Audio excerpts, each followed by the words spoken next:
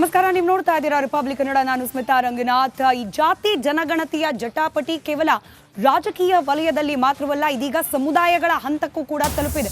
ಸರ್ಕಾರದ ವಿರುದ್ಧ ಇದೀಗ ಲಿಂಗಾಯತ, ಕುರುಬ, ಬ್ರಾಹ್ಮಣ ಹೀಗೆ ಪ್ರಬಲ ಸಮುದಾಯಗಳು ಕಿಡಿಕಾರಿವೆ.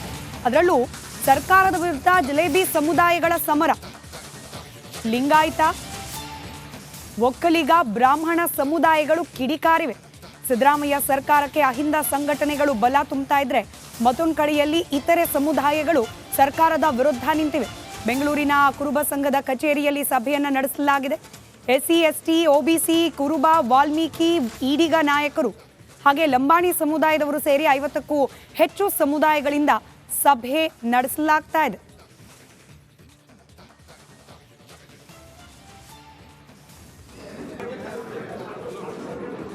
ಗಮನಿಸ್ತಾ ಇದ್ದೀರಿ, ಮುಖ್ಯಮಂತ್ರಿಗಳ ಬೆನ್ನಿಗೆ ಇದೀಗ ಹಿಂದ ಸಮುದಾಯಗಳು ನಿಂತಿರೋದು. ಅಲ್ಪಸಂಖ್ಯಾತರು, ಹಿಂದುಳಿದ ವರ್ಗ, ದಲಿತ ಸಂಘಟನೆಗಳು ಇದೆಲ್ಲವೂ ಕೂಡ ಈ ಜಾತಿ ಗಣತಿಯ ಪರವಾಗಿ ತಮ್ಮ ಅಭಿಪ್ರಾಯವನ್ನು ಹೊರಹಾಕ್ತಾ ಇವೆ. ಅದರಲ್ಲೂ ಪ್ರಮುಖವಾಗಿ ಸಿದ್ದರಾಮಯ್ಯನವರ ಬೆನ್ನಿಗೆ ನಿಂತಿದೆ ಅಹಿಂದ ಸಮುದಾಯ. ಹಾಗೆ ಇವತ್ತು SC, ST, OBC, ಕುರುಬ, ವಾಲ್ಮೀಕಿ, ಈಡಿಗ ನಾಯಕರು ಹಾಗೆ ಲಂಬಾಣಿ ಸೇರಿದಂತೆ 50ಕ್ಕೂ ಹೆಚ್ಚು ಸಮುದಾಯಗಳಿಂದ ಸಭೆಯನ್ನು ನಡೆಸಲಾಗ್ತಾ ಇದೆ. ಸಿದ್ದರಾಮಯ್ಯ ಸರ್ಕಾರಕ್ಕೆ ಹಾಗೆ ಜಾತಿ ಗಣತಿಗೆ ಬೆಂಬಲವನ್ನ ವ್ಯಕ್ತಪಡಿಸುವ ಸಲುವಾಗಿ ಸಭೆಯನ್ನ ಕರೆಯಲಾಗಿದೆ.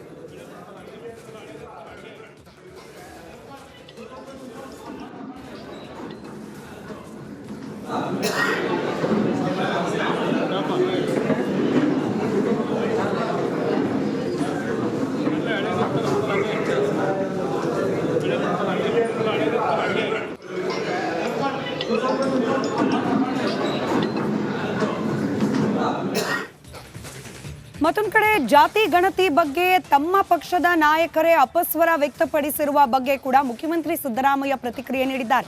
ಕಲಬುರಗಿಯಲ್ಲಿ ಮಾತನಾಡಿದ್ದಾರೆ ಮುಖ್ಯಮಂತ್ರಿ ಸಿದ್ದರಾಮಯ್ಯ. ಏನೆಲ್ಲ ಗೊಂದಲಗಳಿದೆ ಅದೆಲ್ಲವನ್ನ ಕೂಡ ಬಗೆಹರಿಸುವ ಪ್ರಯತ್ನವನ್ನ ಮಾಡ್ತೇವೆ. ನಾಳಿನ ಕ್ಯಾಬಿನೆಟ್ನಲ್ಲಿ ವರದಿ ಬಗ್ಗೆ ಸುದೀರ್ಘವಾದ ಚರ್ಚೆ ಆಗುತ್ತೆ.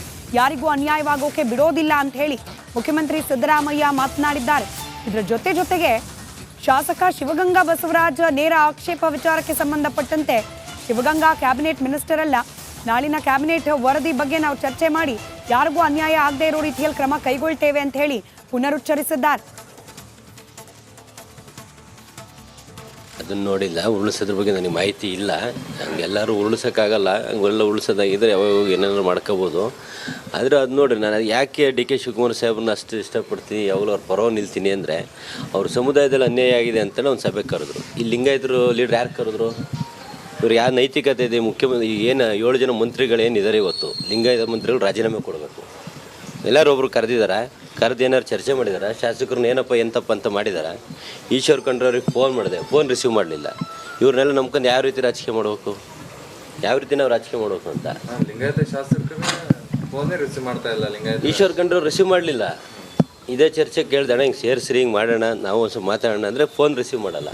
ಯಾವ ರೀತಿ ಚರ್ಚೆ ಮಾಡ್ಬೇಕು? ಇವ್ರನ್ನೆಲ್ಲ 7 ಜನನೂ ಲಿಂಗಾಯತರ ಮಂತ್ರಿಗಳನ್ನ ರಾಜೀನಾಮೆ ಕೊಡಿಸಿ, ಅವ್ರ ಕೈಯಲ್ಲಿ ಏನು ಕೆಪಾಸಿಟಿ ಇಲ್ಲ, ರಾಜೀನಾಮೆ ಕೊಡಿಸಿ. ಯಾಕೆಂದರೆ ಇಲ್ಲಿ ಅನ್ಯಾಯ ಸಮಾಜಕ್ಕೆ ಆಗ್ತಿದ್ರು ಸಹ ಇಲ್ಲಿವರೆಗೂ ಒಬ್ಬ ಶಾಸಕರುಗಳ ಸಭೆ ಕರೆದು ಚರ್ಚೆ ಮಾಡೋಣ, ನಾಳೆ ದಿನ ನಾವು ಉತ್ತರ ಕೊಡೋಕ್ಕಾಗ್ತದೆ. ಮಠಾಧೀಶರು ಇರ್ತಾರೆ ನಮ್ಮ ಹಿಂದೆ, ನಮ್ಮ ತಂದೆ ಜಾಗದಲ್ಲಿ ಇರ್ತಾರೆ, ಅವ್ರಿಗೆ ನಾಳೆ ಉತ್ತರ ಏನು ಕೊಡ್ತೀರಿ?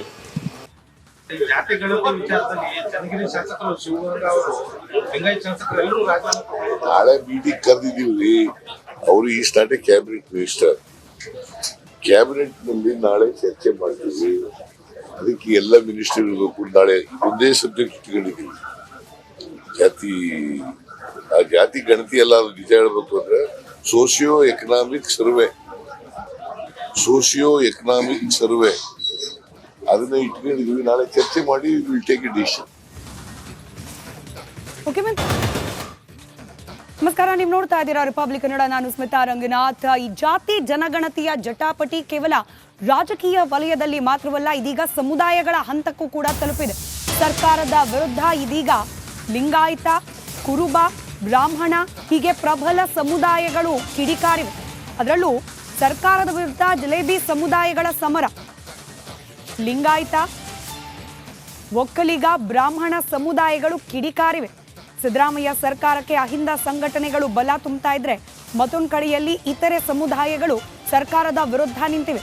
ಬೆಂಗಳೂರಿನ ಕುರುಬ ಸಂಘದ ಕಚೇರಿಯಲ್ಲಿ ಸಭೆಯನ್ನು ನಡೆಸಲಾಗಿದೆ.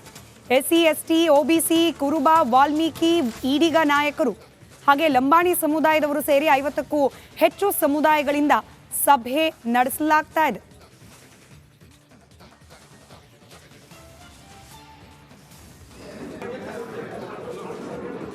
ಗಮನಿಸ್ತಾ ಇದ್ದೀರಿ, ಮುಖ್ಯಮಂತ್ರಿಗಳ ಬೆನ್ನಿಗೆ ಇದೀಗ ಹಿಂದ ಸಮುದಾಯಗಳು ನಿಂತಿರೋದು. ಅಲ್ಪಸಂಖ್ಯಾತರು, ಹಿಂದುಳಿದ ವರ್ಗ, ದಲಿತ ಸಂಘಟನೆಗಳು ಇದೆಲ್ಲವೂ ಕೂಡ ಈ ಜಾತಿ ಗಣತಿಯ ಪರವಾಗಿ ತಮ್ಮ ಅಭಿಪ್ರಾಯವನ್ನು ಹೊರಹಾಕ್ತಾ ಇವೆ. ಅದರಲ್ಲೂ ಪ್ರಮುಖವಾಗಿ ಸಿದ್ದರಾಮಯ್ಯನವರ ಬೆನ್ನಿಗೆ ನಿಂತಿದೆ ಅಹಿಂದ ಸಮುದಾಯ. ಹಾಗೆ ಇವತ್ತು SC, ST, OBC, ಕುರುಬ, ವಾಲ್ಮೀಕಿ, ಈಡಿಗ ನಾಯಕರು ಹಾಗೆ ಲಂಬಾಣಿ ಸೇರಿದಂತೆ 50ಕ್ಕೂ ಹೆಚ್ಚು ಸಮುದಾಯಗಳಿಂದ ಸಭೆಯನ್ನ ನಡೆಸಲಾಗ್ತಾ ಇದೆ.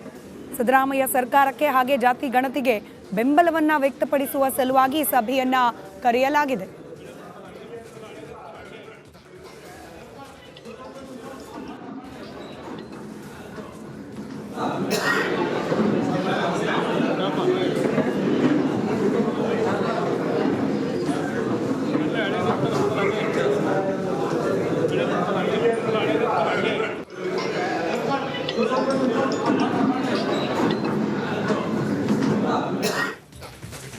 ಮತ್ತೊಂದು ಕಡೆ ಜಾತಿ ಗಣತಿ ಬಗ್ಗೆ ತಮ್ಮ ಪಕ್ಷದ ನಾಯಕರೇ ಅಪಸ್ವರ ವ್ಯಕ್ತಪಡಿಸಿರುವ ಬಗ್ಗೆ ಕೂಡ ಮುಖ್ಯಮಂತ್ರಿ ಸಿದ್ದರಾಮಯ್ಯ ಪ್ರತಿಕ್ರಿಯೆ ನೀಡಿದ್ದಾರೆ. ಕಲಬುರಗಿಯಲ್ಲಿ ಮಾತನಾಡಿದ್ದಾರೆ ಮುಖ್ಯಮಂತ್ರಿ ಸಿದ್ದರಾಮಯ್ಯ. ಏನೆಲ್ಲ ಗೊಂದಲಗಳಿದೆ ಅದೆಲ್ಲವನ್ನ ಕೂಡ ಬಗೆಹರಿಸುವ ಪ್ರಯತ್ನವನ್ನ ಮಾಡ್ತೇವೆ. ನಾಳಿನ ಕ್ಯಾಬಿನೆಟ್ನಲ್ಲಿ ವರದಿ ಬಗ್ಗೆ ಸುದೀರ್ಘವಾದ ಚರ್ಚೆ ಆಗುತ್ತೆ. ಯಾರಿಗೂ ಅನ್ಯಾಯವಾಗೋಕೆ ಬಿಡೋದಿಲ್ಲ ಅಂತ ಹೇಳಿ ಮುಖ್ಯಮಂತ್ರಿ ಸಿದ್ದರಾಮಯ್ಯ ಮಾತನಾಡಿದ್ದಾರೆ. ಇದರ ಜೊತೆಗೆ ಶಾಸಕ ಶಿವಗಂಗಾ ಬಸವರಾಜ್ ನೇರ ಆಕ್ಷೇಪ ವಿಚಾರಕ್ಕೆ ಸಂಬಂಧಪಟ್ಟಂತೆ ಶಿವಗಂಗಾ ಕ್ಯಾಬಿನೆಟ್ ಮಿನಿಸ್ಟರ್ ಅಲ್ಲ, ನಾಳಿನ ಕ್ಯಾಬಿನೆಟ್ ವರದಿ ಬಗ್ಗೆ ನಾವು ಚರ್ಚೆ ಮಾಡಿ ಯಾರಿಗೂ ಅನ್ಯಾಯ ಆಗದೆ ಇರೋ ರೀತಿಯಲ್ಲಿ ಕ್ರಮ ಕೈಗೊಳ್ತೇವೆ ಅಂತ ಹೇಳಿ ಪುನರುಚ್ಚರಿಸಿದ್ದಾರೆ. ಅದನ್ನು ನೋಡಿಲ್ಲ, ಉರುಳಿಸೋದ್ರ ಬಗ್ಗೆ ನನಗೆ ಮಾಹಿತಿ ಇಲ್ಲ. ಹಂಗೆಲ್ಲರೂ ಉರುಳಿಸೋಕ್ಕಾಗಲ್ಲ, ಹಂಗೆಲ್ಲ ಉರುಳಿಸೋದಾಗಿದ್ದರೆ ಯಾವಾಗ ಏನಾದ್ರು ಮಾಡ್ಕೋಬೋದು. ಆದರೆ ಅದು ನೋಡಿರಿ, ನಾನು ಯಾಕೆ DK ಶಿವಕುಮಾರ್ ಸಾಹೇಬ್ರನ್ನ ಅಷ್ಟು ಇಷ್ಟಪಡ್ತೀನಿ, ಯಾವಾಗಲೂ ಅವ್ರ ಪರವಾಗಿ ನಿಲ್ತೀನಿ ಅಂದರೆ ಅವ್ರ ಸಮುದಾಯದಲ್ಲಿ ಅನ್ಯಾಯ ಆಗಿದೆ ಅಂತೇಳಿ ಒಂದು ಸಭೆ ಕರೆದ್ರು. ಈ ಲಿಂಗಾಯತರು ಲೀಡ್ರ್ ಯಾರು ಕರೆದ್ರು? ಇವ್ರು ಯಾವ ನೈತಿಕತೆ ಇದೆ? ಮುಖ್ಯಮಂತ್ರಿ ಏನು 7 ಜನ ಮಂತ್ರಿಗಳೇನಿದ್ದಾರೆ ಇವತ್ತು, ಲಿಂಗಾಯತ ಮಂತ್ರಿಗಳು ರಾಜೀನಾಮೆ ಕೊಡಬೇಕು. ಎಲ್ಲರೂ ಒಬ್ರು ಕರೆದು ಏನಾದ್ರು ಚರ್ಚೆ ಮಾಡಿದಾರ? ಶಾಸಕರನ್ನ ಏನಪ್ಪ ಎಂತಪ್ಪ ಅಂತ ಮಾಡಿದಾರ? ಈಶ್ವರ್ ಖಂಡ್ರವ್ರಿಗೆ ಫೋನ್ ಮಾಡಿದೆ, ಫೋನ್ ರಿಸೀವ್ ಮಾಡಲಿಲ್ಲ. ಇವ್ರನ್ನೆಲ್ಲ ನಂಬ್ಕೊಂಡು ಯಾವ ರೀತಿ ರಾಜಕೀಯ ಮಾಡಬೇಕು, ಯಾವ ರೀತಿ ನಾವು ರಾಜಕೀಯ ಮಾಡಬೇಕು ಅಂತ ಲಿಂಗಾಯತ ಶಾಸಕರನ್ನ ಫೋನೇ ರಿಸೀವ್ ಮಾಡ್ತಾ ಇಲ್ಲ. ಲಿಂಗಾಯತ ಈಶ್ವರ್ ಖಂಡ್ರವ್ರು ರಿಸೀವ್ ಮಾಡಲಿಲ್ಲ. ಇದೇ ಚರ್ಚೆ ಕೇಳ್ದಣ್ಣ, ಹಿಂಗೆ ಸೇರಿಸ್ರಿ, ಹಿಂಗೆ ಮಾಡೋಣ, ನಾವು ಒಂದು ಸ್ವಲ್ಪ ಮಾತಾಡೋಣ ಅಂದರೆ ಫೋನ್ ರಿಸೀವ್ ಮಾಡಲ್ಲ. ಯಾವ ರೀತಿ ಚರ್ಚೆ ಮಾಡ್ಬೇಕು? ಇವ್ರನ್ನೆಲ್ಲ 7 ಜನನೂ ಲಿಂಗಾಯತರ ಮಂತ್ರಿಗಳನ್ನ ರಾಜೀನಾಮೆ ಕೊಡಿಸಿ.